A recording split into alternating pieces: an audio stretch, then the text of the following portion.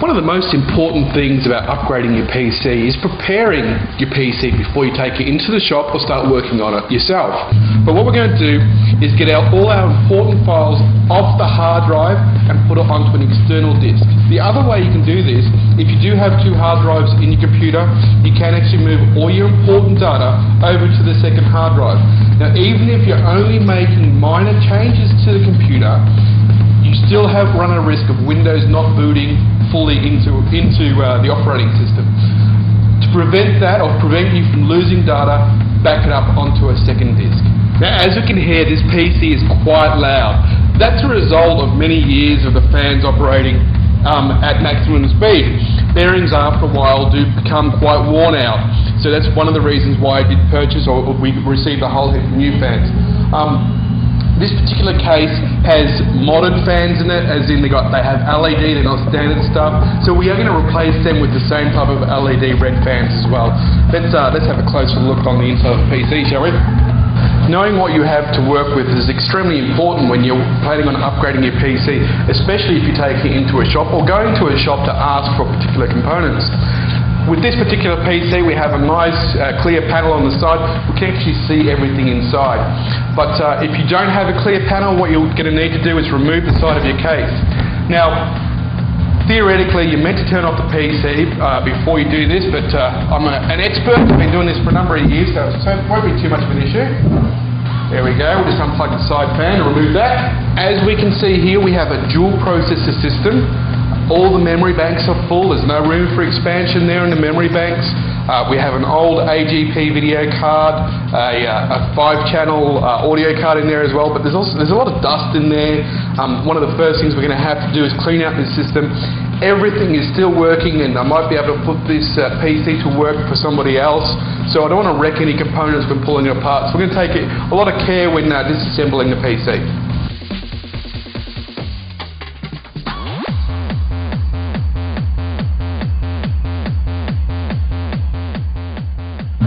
Okay, what I've done, I've backed up all my photos and all my important documents onto this external hard drive here. If you're having trouble finding most of your documents and your email, you might have to locate them on your C drive, in your Documents and Settings folder, in either Administrator, or if you've given your computer a different name, it will be under that particular name, but everything on this particular PC is under Administrator. We've got all our favourites, our desktop icons, our start menu, user data, my documents, etc. So that's where everything's located in Windows Vista, Windows XP. It's on your C drive under your user data.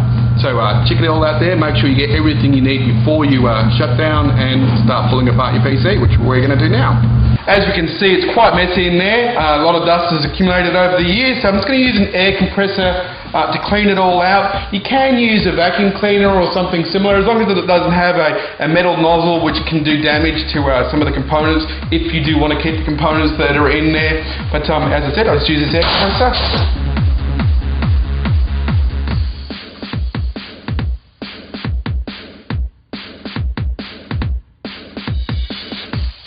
Now, I'm using a standard computer toolkit. It comprises of pointy nose pliers, wire cutters, screwdrivers, solder suction tools. I've put a whole heap of cable ties and stuff like that in there. So it's got everything I'll need to disassemble the computer. So what we're going to do now is actually have a look inside here. We'll start unplugging the power supply and all the cables, getting everything out of the way.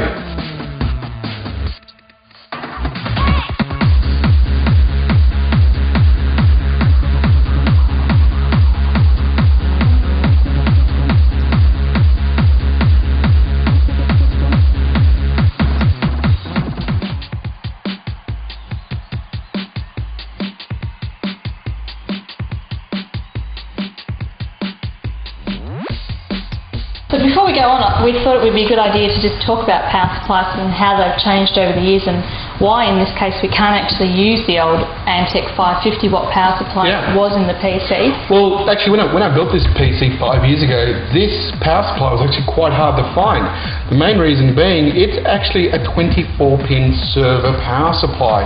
Yeah, this is a server case, and the board itself was actually built to be a server board at the time. That's as well. right. It wasn't a standard This is PC. all, high-end stuff. Now these server power supplies of this level of power supply is commonly used in your everyday desktop PC. Right. Unlike your 20-pin power supplies, if we have a closer look here, if you compare the two plugs which plug into your motherboard, as you can see, there's an extra 4 pins on this particular power supply, the server power supply. But it's also missing another key factor, Right. and that's PCI Express power supply, or power sources. It doesn't have any serial ATA ports on there as well, so we have to use adapters if we want to power both our video cards and our serial ATA hard drives. Which is a bit messy. It does get quite messy. All new power supplies come with both serial ATA connectors and PCI Express connectors. What about the wattage, John? This is 550 watt. Would that be powerful enough for a new, It'll mid be- to high-end system? It will, considering the level of graphics cards we're putting in here, it would be borderline, especially if you want to do SLI or dual graphics card of Yeah. any types. A 550 watt power supply would be okay for a medium range CPU and a low-end graphics card, but nothing higher than that. Yeah, so what we've gone for is a 1200 watt. We've gone overkill. Okay. So this particular power supply, as you can see, there's not a whole heap of cables on there. That's because it's modular. If we have a look on the back of the power supply, it's got all its different module sections there, and they also provide you with a bag full of different power connectors, including PCI Express power connectors, serial ATA power connectors, and a variety of different color-coded cables to allow you to have an extremely neat setup in your computer case. Yeah. So you don't have to tie away any excess cables. You just don't plug them in. So that's the Gigabyte ODIN, I think it is, Pro 1200 watt power supply, which again was provided by Altec. Thank you very much, Altec, for this awesome power supply. Let's get it installed and get everything else out of the case.